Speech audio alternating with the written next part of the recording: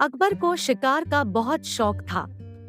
वे किसी भी तरह शिकार के लिए समय निकाल ही लेते थे। बाद में वे अपने समय के बहुत ही अच्छे घुड़सवार और शिकारी भी कहलाए। एक बार राजा अकबर शिकार के लिए निकले। घोड़े पर सरपट दौड़ते हुए उन्हें पता ही नहीं चला और केवल कुछ सिपाहियों को छोड़कर बाकी सेना पीछे रह गई। शाम हो आई थी, सभी भूखे और प्यासे थे और समझ गए थे कि वो रास्ता भटक गए हैं।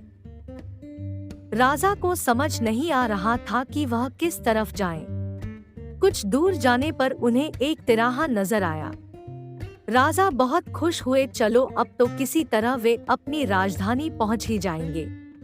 लेकिन जाएं तो जाएं किस तरफ? राजा उलझन में थे। वे सभी सोच में थे किंतु कोई युक्ति नहीं सूझ रही थी। तभी उन्होंने देखा कि एक लड़का उन्हें सड़क के किनारे खड़ा घूर रहा है। सैनिकों ने यह देखा तो उसे पकड़कर राजा के सामने पेश किया। राजा ने कड़की आवाज में पूछा, ऐ लड़के, आगरा के लिए कौन सी सड़क जाती है?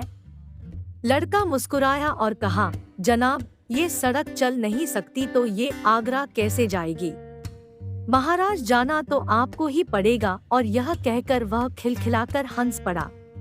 सभी सैनिक मौन खड़े थे, वे राजा के गुस्से से वाकिफ थे। लड़का फिर बोला, जनाब, लोग चलते हैं, रास्ते नहीं। यह सुनकर इस बार राजा मुस्कुराया और कहा, नहीं, तुम ठीक कह रहे हो। तुम्हारा नाम क्या है?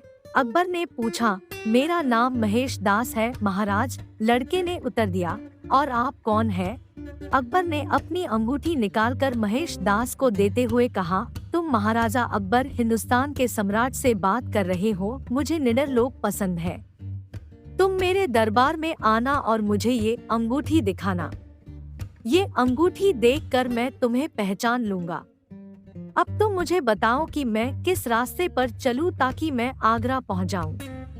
महेश दास ने सिर झुकाकर आगरा का रास्ता बताया और जाते हुए हिंदुस्तान के सम्राट को देखता रहा। इस तरह अकबर भविष्य के बीरबल से मिले। अकबर और बीरबल की कहानियों के लिए हमारे चैनल जेके हिंदी कहानी को सब्सक्राइब करें और हमारी कहानी पसंद आती है तो शेयर और कमेंट करें, बेल आइकॉन दबाएं।